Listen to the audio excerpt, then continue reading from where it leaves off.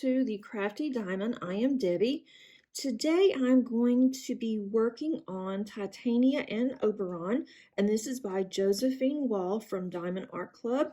And I worked on this one before. I actually have an unboxing, which I will put under the eye for you if you'd like to go and look at that, as well as other videos that I have completed.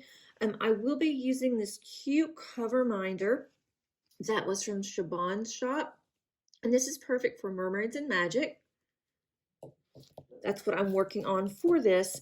And I'm also using a pen as well as a tray. The tray is from Bella Art de Nicole, and it's your small blue boat. This is one of her originals. And I'm trying to think of where this pen came from. And then I'll be using just the blue wax today. If I decide to use a multi-placer, I do have Randa's putty that I already have in here that I will also be using. Oh, and this pen did come from Lazy River, one of my favorite companies. So how is everyone doing today? I hope you're all doing well. My dogs are in here with me and they're playing, so hopefully they will not get very noisy. It's raining here. I wasn't able to put them outside. I think I'll be working on the pound sign today. And with Wip and Chat, that is a work in progress, WIP. And feel free to diamond paint or to work on anything that you would like to work on. If you want to do housework, feel free for that as well. Of course, that's not nearly as much fun as crafting. How is your weather where you are? Our weather has been absolutely crazy lately. We had 70-degree weather, and then we woke up last weekend and it was sleeting just really bad. It was hitting our window in our bedroom just really hard, and that's what woke us up. And then we had just a little bit of snow with that, and then that quickly melted last Sunday. And then we had gotten just really cold weather yet again, very windy. And then tomorrow it's supposed to be in the 70s. So that is very typical of spring weather in Georgia. It's been that way for as long as I can always remember, that as long as I've been here. And the same way with Arkansas, from where I'm from. We should have a very nice weekend, although Friday it could get rather nasty. And that's the day that I am going to have this video uploaded. I hope that we don't have really bad weather because I'm going to be out of town. And that always worries me a bit, not being home. If our weather goes bad, especially in the South, we tend to have really bad weather in the spring, and sometimes even tornado warnings. So I really hope that nothing happens when I am in the mountains for the weekend. That would not be good. And speaking of weather, I am from Arkansas. I was born in Tennessee, and then I moved to Arkansas when I was 4, when my mother remarried. And we had such bad weather growing up, and that's all I really remember about growing up, is that we seemed to always be in our bathtub in our house. Most homes where I am from do not have cellars or basements. And so we just had to go into our bathroom and hunker down in the bathtub, which wasn't a good place because we also had a window that was in the bathroom. And so it was right over the bathtub. So we could hear it sometimes rattling, and we were always very fortunate that we didn't really have that much damage. There was one really bad tornado. It was right after I went to college, and it pretty much leveled the city where I'm from. And all the homes around my parents was really damaged. I mean, some were absolutely demolished. And my parents had just a few shingles that was off of their roof. So we were extremely blessed again. The house was very old, but it did its purpose. It made sure that it protected my family, and so that was very important. But to this day, when I hear, the tornado alarms going off, or, potential tornado warning, then I just get extremely nervous because of how I grew up. So I hope that, we don't have that kind of issues. We shouldn't this week, but we always start to have bad weather March, April, and sometimes even in May. I mentioned that I have 2 dogs. I have a collie who is a little over a year old, and she is 45 pounds. We just took her for her annual checkup, and she isn't the typical Lassie collie that you normally see with the tan and the white. She's actually black and white. We had a collie before her who we think was 15 when she passed away, and she looked just like Lassie, and she was the sweetest dog. And so when she passed away, we decided we were going to wait a while. We knew we were going to move, and we wanted to wait until we had gotten settled, and then decided to get a dog, once we were settled, had the backyard fixed, because collies like to have space. They really like to run. Of course, they're big dogs. They don't like to be cooped up in a house. And so we thought we would just wait, but our other dog, who will be 12 next week, she is a Shih Tzu, which is half poodle and half Shih Tzu. She's very small. She's like 11 pounds, and she was so devastated when our older dog passed away that we just couldn't do anything with her. She wanted to be just on top of us all the time. She couldn't stand to be left alone, and she refused to get into her crate, which she always did because they slept together, and she was just miserable. And then she made our whole family miserable because I was having to end up sleeping on the couch with her because she wouldn't go into our bedroom. She just sat and cried. So we thought we better go ahead and get another dog, and just, be sooner rather than later. And so we went and checked out this breeder that was in Tennessee. Really nice lady. And it was really funny because she had 3 puppies left. They were all 3 sisters. And so we went last December, or December of 20. And so we decided that we would look to get another dog. And we were just, going to look. We didn't know if we were going to bring one home or not, because it really wasn't what I wanted. I wanted the tan and gray, or tan and white, just like Gracie was. But we ended up going to Tennessee. We didn't tell my youngest daughter that we were going. We wanted to surprise her. And so when we got there, we went and we started looking at the dogs, and the dogs came out, the 3 puppies, and 2 of them went straight to the owners, except for one. One went directly to my daughter and jumped. And if my daughter hadn't raised her arms and caught her, I'm not sure what would happen. And then my daughter looked at me and she whispered, she says, "Is it okay that I'm holding her?" And I thought, well, it's better that you did, because if not, then she was going to get hurt. And so next thing I knew, my daughter went to the car, actually locked the back door, and she buckled herself up, buckled the dog up, and she was ready to go home. So my husband said, well, I guess we now have a dog. And so the breeder asked us, do you want to look at the other 2 and play with them? And my husband really wanted to get the smallest one. He was really rooting for the little runt. And so, and I kind of was too, because that's the underdog and that's kind of what we wanted. But Paige was just adamant that was her dog. And because our dog now, decided that that was her person, so we went ahead and we got that one, and she has been just the best dog. She has just learned really fast. It didn't take us any time to house train her, and she is just really good with the other dog, considering the other dog is 11 pounds and she is 45. She's just very gentle with her, and they play and they run in our yard, and we have a really nice big yard after we had moved. And so that works out very well for her. She likes being outside, and she is your typical collie. I mean, she's very protective. She's very protective of my daughter, and my daughter is special needs.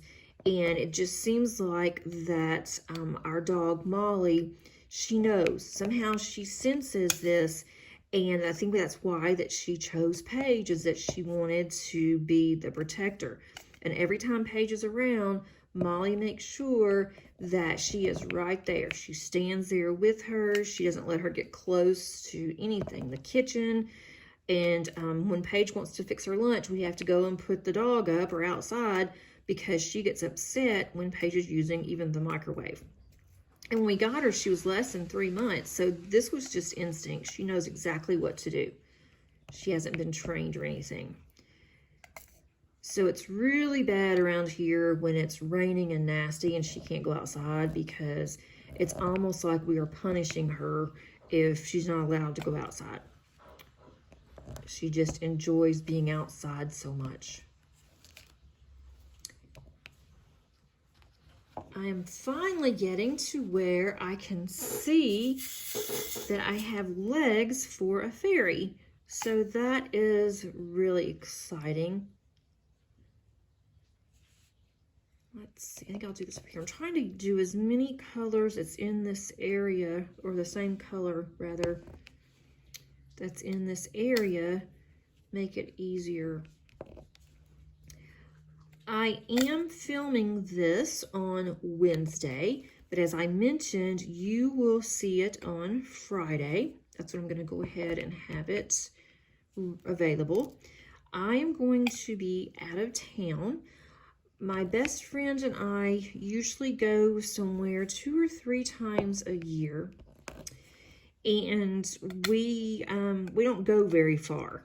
The furthest that we actually went one time was to Nashville, and that was because my dad and stepmother and sister live in Nashville, and so we dropped my youngest off, and so she got to stay with her Happy and Granny for the weekend, and she loved that. And then my best friend and I went and stayed at the Opryland Gaylord Hotel, which that is absolutely gorgeous. If you've never stayed at a Gaylord Hotel before, we didn't even go out anywhere. We stayed inside the hotel. There's plenty to do there, plenty of things to see. And we even went on a little boat ride within the hotel. That was fun. And we ate there. Our room had an inside balcony, so we could just sit on our balcony in our room and we could watch people pass by, and they had a concert right in the center where we were, and we were able to sit in our room and listen to the concert on our little balcony. And so that was fun, but that's the furthest that we've been, and that's about 4 hours. Normally we stay, close to home. And so we have rented a cabin. We stayed there before about 4 years ago in this cabin, and it's really nice. It's on a little river, and you can walk down to the river, and you can actually, have dinner if you wanted to. They have little tables out there. You can have your morning coffee, and that's what we usually did. So it's what hopefully we'll do again. But it's about an hour or hour and a half from here, I guess. So not bad at all. And there's some wineries around there that we like to stop and get some local wine and take it with us. And we just have just a really nice crafting weekend. Now, she does not diamond paint. I haven't gotten her into that yet, but she really enjoys making cards, and I do too. So we make card kits, and then for each, and we divide the card kit. So I'll make enough to give her a set, and she'll make enough to give me a set. So then we will have card kits that we will take with us, so we don't have to take so much stuff. And we make cards for church. We also make cards for soldiers that I will mail out. And so it's just a fun, relaxing weekend. There's a hot tub And so we will definitely enjoy the hot tub, just relax. And we also will take our own food, so we don't have to worry about anything. We don't have to worry about getting out, which will be nice. Because once I get there, I really am not interested in getting out. I want to just stay and enjoy the weekend. So we're actually going longer this time than what we normally do. We're going to leave on Thursday because we can't get there until 4. We can't get in until 4 o'clock. And then you have to leave on Sunday by 10 o'clock a.m. And so if you don't get there until Friday, you've really lost a day, because by the time that you get settled and everything, then it's time for dinner and then really much time to relax and then go to bed. So we're going to go Thursday, so we have that extra day to be able to do something else. And so I think that will be a lot of fun. And then we will just work on our cards, and then we'll work on other things. She likes to color. So actually she loves to color, and so she is bringing some coloring books and stamps and things. So she will color and I will diamond paint. And then we have individual rooms. We always do that, where my room is going to be upstairs in the loft. I like it up there, and her room is on the main floor. And then there's actually a basement where they have a bunch of games and things, and we invited my daughter if she wanted to go with us. And she said that she really didn't. She was wanting to stay home, and she wanted to see one of her friends.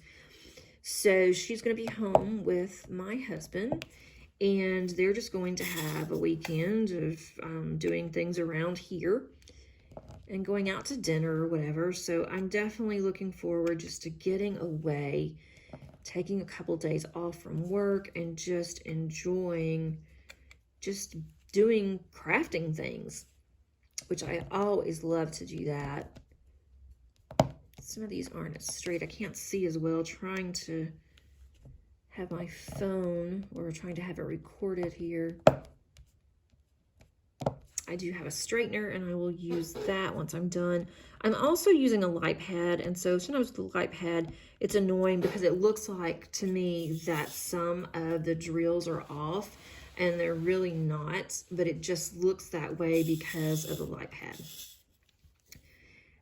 Normally, I do not work in this large of a section, but what I did with this is that I thought that I would just go ahead and section this off, and so I would know how much that I needed to get completed within each week of the month in order to hopefully finish this by the end of March for Mermaids and Magic.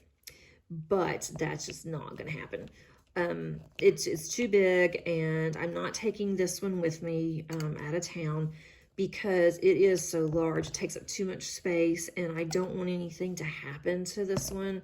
I am taking a smaller one. It is the Fox that I have an unboxing for, and it's very small, or it's manageable, and so I'm taking that with me, and I will work on that one. Hopefully I'll get that one not finished, but a good part of it completed, because I really need a finish. I have been working so much on large paintings that I haven't had much of a finish this entire year. I mean, and we're already almost at the end of the first quarter, you know, starting in April. Will be the beginning of the next quarter. And so I'm like, you know, I just have to do something. So I'm hoping that once I finish some large ones, I can get some smaller ones knocked out, so I can at least get something accomplished for the year. And I do have a couple that I finished. They were smaller. I am going to show those at the end of March on my finishes, and I'll do a post review then. But I really need to get on some of these older kits. I have so many more kits that I'm always having coming in, and I really need to work on some of the ones that I have. That's always a good thing. I'm moving this around so you can see a little better, because I'm kind of all over, which I don't like to do. Let's see, I think that's good. So what is everybody working on? I would love to know if you prefer larger canvases or if you like to go the shorter canvas route. I don't know what it is about larger canvases, but I'm just really attracted to larger canvases. And then I complain that I don't have finishes fast enough. Well, of course I don't if I'm working on these really big ones. But I guess that's just how it is. Okay, let's see. I'm almost finished with this color, I think. I am thinking about, I'm going to think about this while I am out of town, but I'm thinking about on my channel, I want to have some accountability for a project that I actually started for a month in last year, 2021, and I want to get it finished this year. I really didn't do much with it last year because of the fact that we were moving. We were working on a house, trying to get it to where we could sell it. We purchased a house and realized that there were some issues that we were not aware of whenever we bought the house. And we spent quite a bit of money in repairs. And every time we thought, well, okay, we've got this nailed down now, we can relax, enjoy the house, then we would find another problem and another problem and another problem. So we ended up selling it to a company that buys homes. And we thought that would be the best way. We made more than we would have if we would have sold it ourselves. And then we also were done. We didn't have to worry about waiting on a sale. They just offered to buy it, and they bought it at a really good price. We didn't lose any money, and so we were excited about that. And so I really didn't have time. I also did not want to get my diamond painting out because I didn't have much space in that house. And where I had my craft room, we found an issue there, and we had to open up the ceiling, and that was basically just the tile that was up there. And then all of a sudden, because of that, we started getting all kinds of just dirt and dust all in the actual area that I was in the basement. And I did not want my diamond paintings to get ruined. So I worked on smaller ones mainly, ones that I could just keep upstairs with me.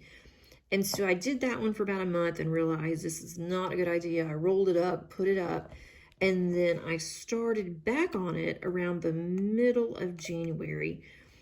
And I really want to get it finished. I've gotten quite a bit done. I'm very pleased with the progress, but my goal is to finish it by the end of the year.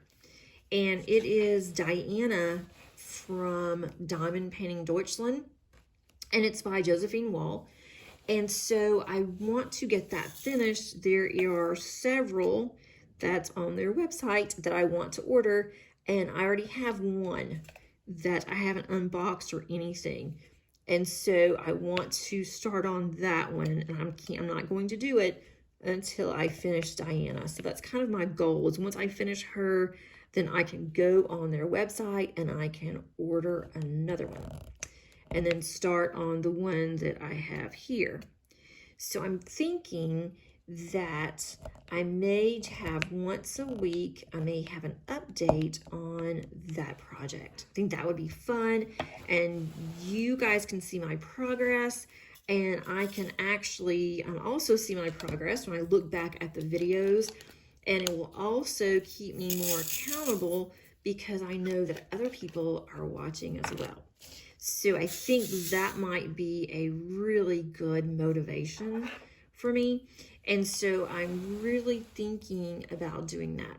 So if you would like to see that, or if you think that would be too much, then let me know. I'm really interested in what everyone would like to see, because I know that, you know, I've watched so many diamond painting channels, and there's several that I really do like, and that I really look up to these content creators that I watch. But a lot of them are, you know, similar, and I don't want to do something that someone else has already done, especially if it's an older canvas and it's already been out there. So I want you to see, you know, something that's new. There's really not that much on Diana that's out there. And I thought that would be really good to see it. And you can also see what I'm thinking about it and, you know, how much I really do like it. It is a very nice painting. The only issue that I have seen so far is that some of these symbols are really difficult to read and to tell what they are. And I've been working on it for so long, so many hours, that I've now have gotten used to it. So I know exactly what the symbol is, or at least I think I do. And then also I'm using a light pad, which definitely helps. And I know where all of my colors are, all my drills, and so that helps as well. So I'm thinking that it's going to go even faster the more that I do it and the more that I stay with it. And I'm not doing just Diana because I would never get anything finished, but I work on her. I also work on other projects as well. So I would definitely continue working on this one because I really want to get this one finished by the end of April. I knew I wouldn't finish by the end of March because of the fact that I know how Josephine walls are. I've done several of hers, and I also know the size of this one, so I wasn't expecting to finish this with Mermaids and Magic, but it works for 3 events that I'm in, and there's a Josephine wall event that is also going on right now, and you don't have to have your canvas completed. You just have to show progress, and so I'm definitely showing progress. Of course, it would be nice to have it completed by the end of April, which is the end of that event. But we'll see. I don't try to just, I don't try to just rush through. I really don't. I take my time, and sometimes I'm a little slower than what I should be, and with this, I could have easily multi-placed, but I just don't know if I can do that right now and talk. I'm just not really sure how that would work for me. So I'm going to just wait until I get used to it, and maybe I will do it then.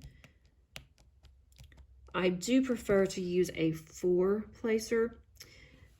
4 or 6, but my favorite is a 4. That's my happy place. Because more than a 4, sometimes I have a hard time getting my drills straight. And sometimes it takes longer to sit there and straighten the drills, even though I have a straightener, to straighten the drills than it does to just do them individually. And that's kind of what I'm doing right now. I'm hoping to finish the fairy, and I did not look to see how long that I have been going. I don't want to go too terribly long, but I want to make sure that I do have enough time and enough material for everybody. We have spring break coming up, and that is in 2 weeks. And I am going to mainly diamond paint all of spring break. I am ready. I'll still be working, but I won't have to go into the classroom, so I'll have additional time. I don't have to go onto campus because campus will be closed. But if we don't take a vacation, we are having to work. And I don't want to use my vacation time quite yet just to stay home. But I can diamond paint and still be able to get my work done and to be able to get other things done around the house. There's some things that I still want to take care of. And of course, my husband will be working, so there's not much I can really do that we want to do renovation-wise without him here. But it will just be nice to have just a short break, and then we're out, and semester ends the early part of May, and we do not have classes until June, sometime in June. So I'll have about 4 weeks there that I won't have as much work to do. I already have my classes pretty much set up for the summer. I'm teaching 4 classes in the summer. Summer term is really difficult. It's not so much difficult for me because the classes that I teach are the same classes that I always teach. So I know exactly, what I need to do. I have all the material that I need. I don't usually add anything for the summer, but with our summer term, it is 8 weeks and our normal terms are 15. So in the summer, even though it's only 8 weeks, we are not able to just condense the material. We have to cover the same amount, the same chapters. Everything has to be comparable to our fall and our spring term. So that makes it difficult on students because they do have to get all that work in a short amount of time. So it makes it difficult for them to even have much of a summer, but it also helps them to be able to complete classes more quickly than if they were taking a 15-week. So a lot of students will like to do that. The majority of students, however, will decide to go ahead and just take off the summer, and they'll go back in the fall. But it does, like I said, does go by fast, and especially in accounting. If you've not taken accounting before, there are some that consider accounting to be like a foreign language.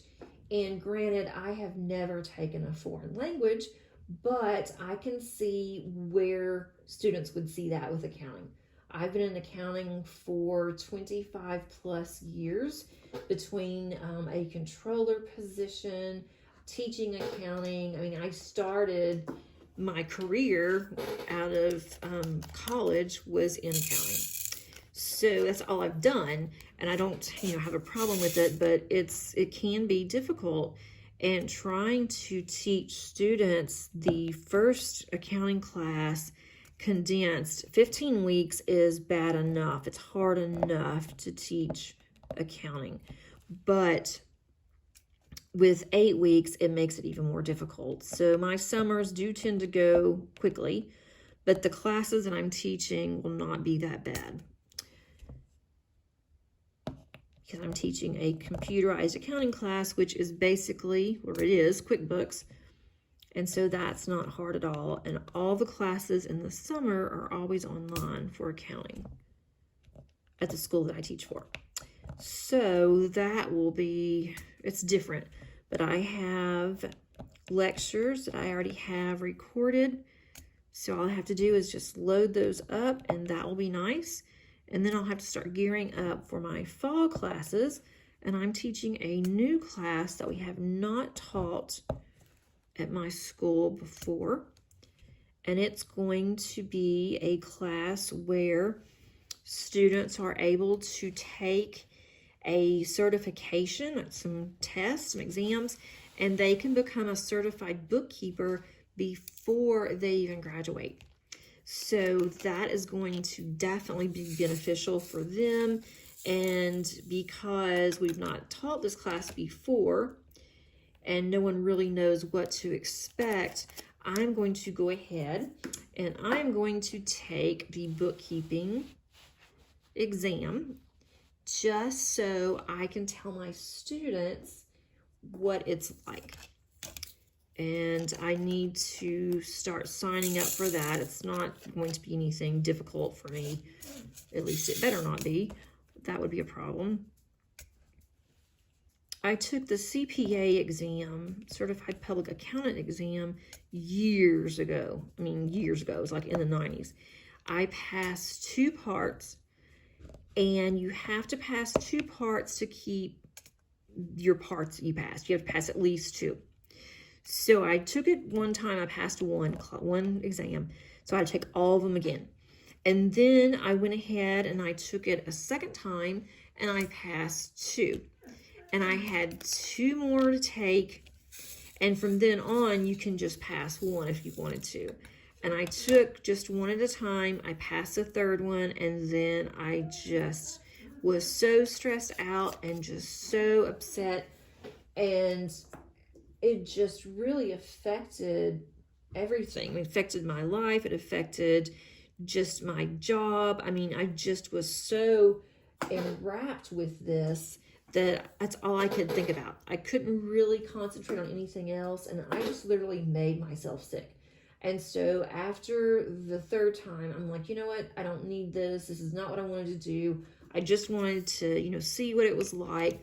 I don't have to be a CPA, and I didn't go back, which, I should have. I know now that it would have been better if I did, but I didn't. So, and I didn't really need it for anything that I did. It wasn't necessary. I have my doctorate, and so I do have a terminal degree, and that's really what schools are looking for. They want doctors, and so that to me was more important and more beneficial that I received my terminal degree than taking the CPA. And there's so many requirements now. It's different than what it was in the past. And when I took it, you couldn't even complete the exam on a computer. I mean, it was paper. It was paper and a pencil, number 2 pencil.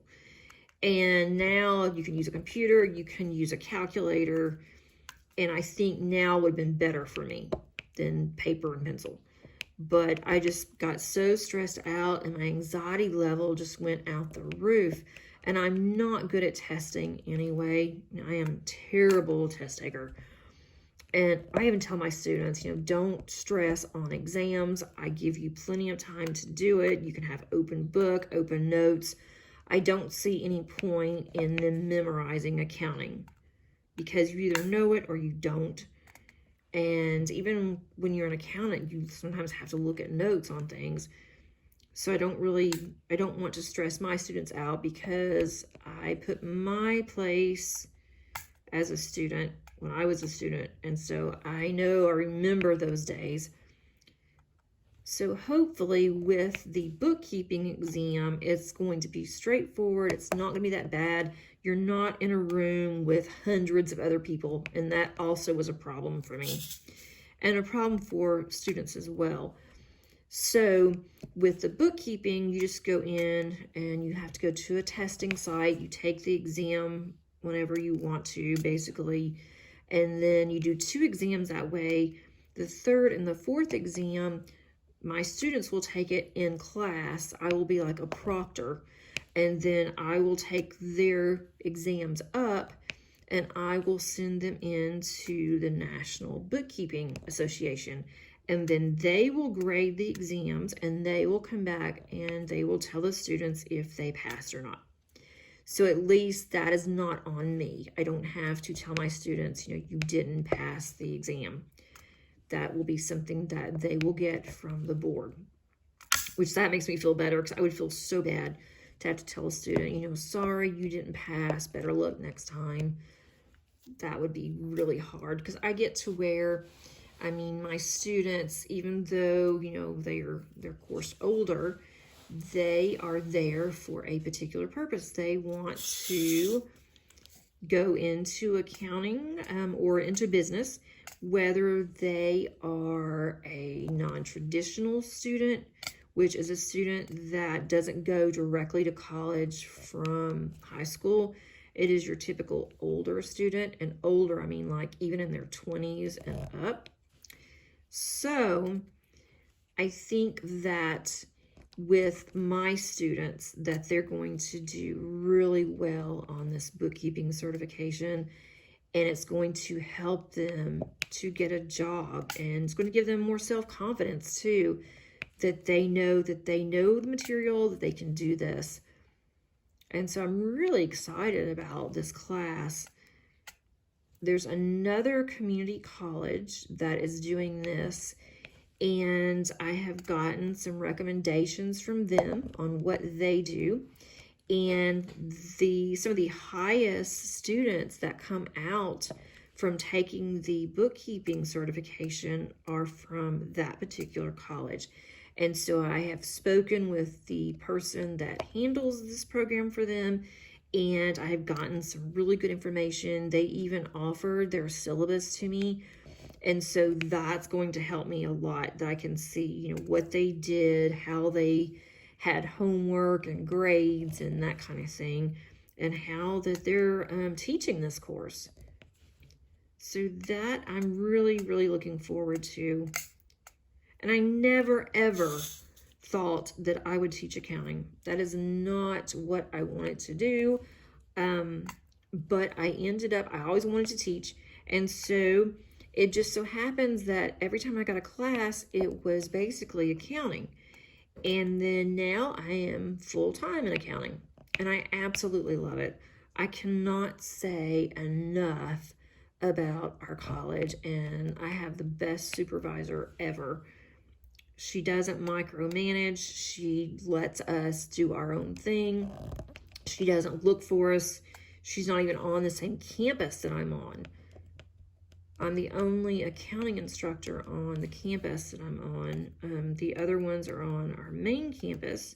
We have 7 locations around Georgia. And so I'm excited about that we can go to the other campuses if we want to. And I've been to a couple for meetings. And so that's been a lot of fun, just to go to campuses and say that I've been there. Even the ones that are further out. But I am also learning a lot too as an instructor. I mean, I have been teaching since 2013 online, but there's still so much to learn. There's always something that's new, especially with the online environment. And I teach in class, face-to-face, and I also teach online. And I haven't taught as much face-to-face, so I am teaching the way that I would want an instructor to teach me and to be in the classroom, especially, you know, with adults. It's not, you know, children. I do have some students that are actually dual enrollment, and what that means is that the students are high schoolers. They're going to college, and they're also finishing up high school. So by the time that they get out of high school, they can have all of their core completed, and then they're almost done. We have a health division in our school, and there were several last year that signed up for like a health assistant or I guess a nursing assistant, and they actually finished the program. They started out, I think, as a junior in high school. They finished the program. They took the exam. Everyone that did it that was in that program actually passed. And before they even graduated high school, they were able to get a job as an assistant, a nursing assistant, and they were able to go ahead and, you know, start working, whereas a lot of their friends were just, you know, starting out. And so I guess it really depends, you know, on what the student wants to do. I know that my daughter, my oldest, would not have been ready. I asked her when she was in high school if she wanted to go into the dual enrollment program, and she said that she really didn't. She just really wanted to finish enjoying high school, and that she really didn't want to do that. And she asked if I was upset. Well, of course I wasn't. I said, you know, that's even, you know, that's good that you want to finish high school. You know, you're not ready yet to start being an adult, basically. And so she was just, you know, really into marching band and her friends, and that's fine. And she had a hard time studying anyway, so I think that would have been a lot on her to try to study for high school as well as to study for college. But there are some that are really go-getters, and they want to do that. And there's, you know, nothing wrong with either decision. And there goes Zoe. She's saying hi to everybody. I don't know what she hears. Sometimes she just barks to be barking. I think she enjoys hearing herself bark. And that's the little one. You would think that she's extremely ferocious, but she weighs 11 pounds. So, do any of you have any pets? I always had pets growing up, and then once I got out on my own, I immediately had gotten a dog. And I've always been a dog person. I don't know why. We never had cats. Cats never really even came up in, conversation when I was growing up. And then when my daughter was talking to a friend of hers who was an assistant at a veterinarian clinic, she actually posted that she had a basket of kittens that was left on her doorstep. And she said that tends to happen quite often with her because everyone around there knows that, she works for a veterinarian and that she's always getting animals. And these were baby kittens. It was storming. It was pouring down rain. And they just left them in a basket or a box on her doorstep. And she had some black cats and she had some white cats. And so I don't know what it was. My daughter asked if we could have a cat, and that she desperately needed to find a home for these kittens. And so I told her, I said, well, have her send us a picture and I will look and see if, I'm interested in a cat. I said, but I really don't think that I'm interested in a cat. But I saw these little black kittens. They were so, so small. And I told her, I said, let me check and see, if my husband would be okay with a cat. And he had a cat before we got married. And so he was always talking about his little cat. And so I asked him, if it would be okay if we go and check out this cat. And he told me that I wouldn't like it. I would be, totally against it, once the cat grows up. And I don't know, it was just something that was pulling on my heartstrings for this cat. So we went ahead and we got this little kitten. And this was 6 years ago. So almost 7. And we decided that we were going to be a cat family as well as a dog family. I am still learning about cats after all these years, and she was like 4 weeks old when we got her, and she always wanted to be held. She wanted to be cuddled. She wanted to just be wrapped all around us. And then as soon as she was fixed, she was like, we had to have her fixed early because unfortunately she started having issues, and the vet just laughed and said nothing's wrong with her. She needs to be fixed. So we went ahead, had her fixed. She was like, I think 4 months old. And after that, she was not cuddly. She was not lovable.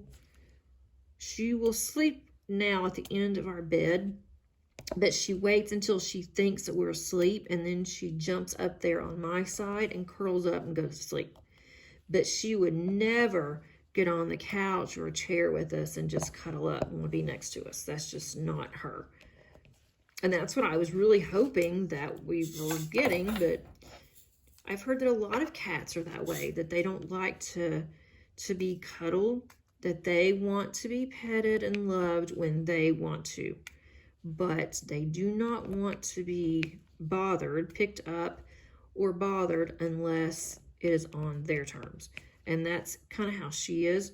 My husband just picks her up and she kind of meows, and then she just lets him. Once he starts rubbing her, she seems to be okay. But I don't know much about cats. So if any of you have cats, I learn from her. She does things differently. She doesn't like change. But then all of a sudden, she'll start doing something totally different than what she has ever done. And so then I have to kind of go with that. But the one thing that she has done is that she's ruined pretty much our couch. Our couch was fairly new. She didn't bother anything. And then about 2 years ago, we had gotten a new couch, and she didn't bother that until we moved really over to our new house last year. And then I guess she thought it was her scratching post and started scratching on the side and just about ruined the couch. So I don't want to buy another one until I can figure out what I can do so she won't scratch on a new couch. She doesn't like her scratching pose. She likes a couch. So I'd love to hear what others have done if they have cats. Otherwise, you never know. She's here half the time. She's a really, really good cat. She's very sweet. She doesn't get into anything. She doesn't bother anything except for my couch. I think I'm almost finished with the leg of this cute little fairy. And for some reason, I don't know why, but when I started diamond painting, I started on the far right side, the very end of the painting on the right, and I work from right to left. And I'm right-handed, so I don't know why I'm going backwards. And then I will start on the next row and do the same thing. If it's a really large painting, then I'll just flip the painting, and then I will start to go up on each side, and then I will flip it again at the top and then go back to the middle. And it just, I don't know, it's just something when I started doing it that way, and that's just how I have really done all of my paintings, except for Diana. I'm kind of over a little bit with her because there's so much confetti in certain areas that once I finish an area that is super heavy with confetti, then I will try to find another area that's not so heavy.